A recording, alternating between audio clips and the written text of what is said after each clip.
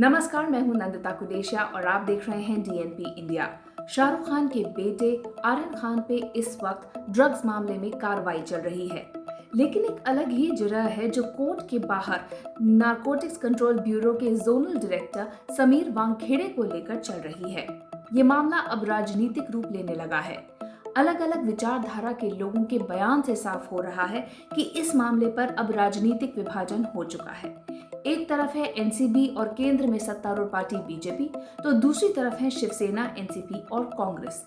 गौर करने वाली बात यह है कि महाविकास अघाड़ी के नेता हर रोज एनसीबी के जोनल डायरेक्टर समीर वानखेड़े के खिलाफ नए नए वीडियोस जारी कर रहे हैं और एक ये धारणा बनाने की कोशिश कर रहे हैं कि शाहरुख खान के बेटे आर्यन खान को ड्रग्स के मामले में फर्जी रूप से फंसाया जा रहा है।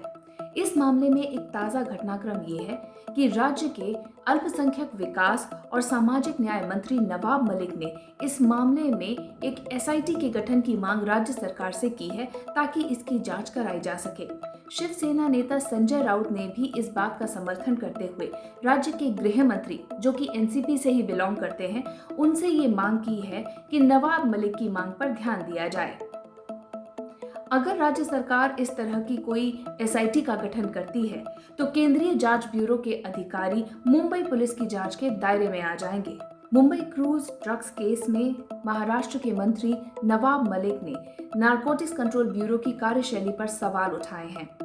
इस मामले में आर्यन खान समेत 8 लोगों को एनसीबी की टीम ने मुंबई से गोवा जा रहे एक लग्जरी क्रूज से हिरासत में लिया था। इसके बाद आर्यन खान, अरबाज मर्चेंट और मुनमुन धनोचा को गिरफ्तार किया गया। हालांकि आर्यन खान के पास से कोई भी ड्रग्स या फिर प्रतिबंधित पदार्थ नहीं मिला और इसीलिए इस मामले को लेकर एनसीपी के वरिष्ठ नेता और महाराष्ट्र सरकार के मंत्री नवाब मलिक ने एनसीबी के खिलाफ मोर्चा खोल दिया है। इसके पीछे की एक हिस्ट्री भी आपको जान लेनी चाहिए। पिछले साल बॉलीवुड एक्टर सुशांत सिंह राजपूत की मौत के बाद बॉलीवुड में नशे और ड्रग्स की बात सामने आई थी। उस वक्त एनसीबी ने कई कलाकारों से पूछताछ की। इसी दौरान नवाब मलिक के दामाद समीर खान का नाम भी सामने आया था। एनसीबी ने 13 जनवरी को समीर खान को पूछताछ के लिए अपने दफ्तर बुलाया और घंटों तक उनसे पूछताछ की, जिसके बाद समीर खान को गिरफ्तार कर लिया गया था।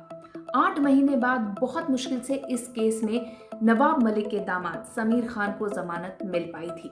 आर्यन खान की गिरफ्तारी के बाद महाराष्ट्र के मंत्री नवाब मलिक ने क्रूज ड्रग्स मामले में बीजेपी कार्यकर्ता मनीष भानुशाली और केपी गोस्वामी के रोल पर भी सवाल खड़े किए। उन्होंने क्रूज पर पड़ी रेड को फर्जी तक करार दे दिया। नवाब मलिक ने एक प्रेस कॉन्फ्रेंस कर ये कहा कि जिस तरह एनसीबी ने उनके दामाद को फंसाया था, ठीक उसी तरह से आर्यन खान को भी इस केस में फंसाया जा रहा है। एनसीबी के गवाह फिक्स्ड हैं और इन फिक्स्ड गवाहों के जरिए वो फर्जी मामले बनाते हैं। इसके बाद नवाब मलिक ने एनसीबी के जोनल डायरेक्टर समीर वानखेड़े की वकील जैस्मीन वानखेड़े और फ्लेचर पटेल नाम के एक शख्स की तस्वीर दिखाते हुए कहा कि वैसे तो फ्लेचर पटेल जैस्मीन वानखेड़े के मुंह बोले भाई हैं, लेकिन वो एनसीबी के कई मामलों में पंच विटनेस कैसे होते हैं, ये हैरानी की बात है। नवाब मलिक ने समीर वानखेड़े पर सेलिब्रिटीज को फर्जी ड्रग्स मामले में फंसाने और उनसे जबरन उगाही करने का आरोप भी लगाया है। नवाब मलिक ने कहा कि जहां से प्रतिबंधित पदार्थों की कथित उगाही का मामला पूरी तरह से फर्जी है और गिरफ्तारियां महज व्हाट्सएप चैट के आधार पर की गई हैं। नवाब मलिक ने ये भी कहा कि राज्य में महाविकास अघाड़ी सरकार को बदनाम करने के लिए एनसीबी का इस्तेमाल किया जा रहा है। इधर क्रूज ड्रग्स मामले में लगातार आए दिन नए नए दावे किए जा रहे हैं। हाल ही में जो किया गया दावा है वो काफी चौंकाने वाला है।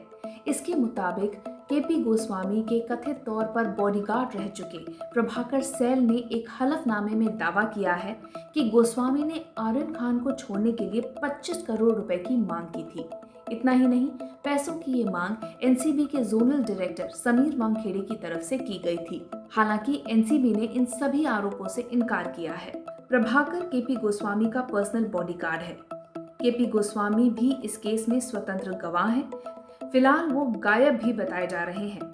वो 2018 के एक फ्रॉड केस में शामिल था जिसमें विदेश में नौकरी के नाम पर ठगी हुई थी। नवाब मलिक समीर वानखेड़े पर रोज नए नए आरोप लगा रहे हैं।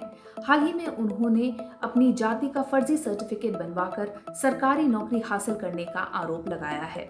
नवाब मलिक ने समीर वानखेड़े की बर्थ सर्टिफिकेट की एक कॉपी सोशल मीडिया पर शेयर की। इसमें उनके पिता का नाम दाऊद के वानखेड़े लिखा है और मजहब उनका मुस्लिम लिखा है। हालांकि आपको बता दें कि समीर वानखेड़े ने अपनी सफाई में कहा है कि उनके पिता हिंदू थे और उनकी मां मुसलमान थी, जिनका कि अब निधन हो चुका है। उनकी पत्नी ने उनकी हिंदू रीति रिवाज से हो रही शादी की एक तस्वीर भी ट्वीट की थी। हालांकि समीर वानखेड़े पे अब दो तरफा मार पड़ सकती है। एक तरफ एनसीबी खुद उनके खिलाफ जांच कर सकती है, तो वहीं दूसरी तरफ अब प्रभाकर सैल के हलफनामे के बाद मुंबई पुलिस एक्सटॉर्शन मामले के तहत उन पर कार्रवाई शुरू कर सकती है। प्रभाकर सैल सोमवार को मुंबई पुलिस कमिश्नर से मुलाकात करने पहुंचे थे। हमारे इस रिपोर्ट के बारे में आपकी क्या राय है, कमेंट सेक्शन में जरूर लिखिएगा। साथ ही अब तक अगर आपने हमारा चैनल सब्सक्राइब नहीं किया तो जल्द ही इसे सब्सक्राइब, लाइक और शेयर कीजिए। नमस्कार।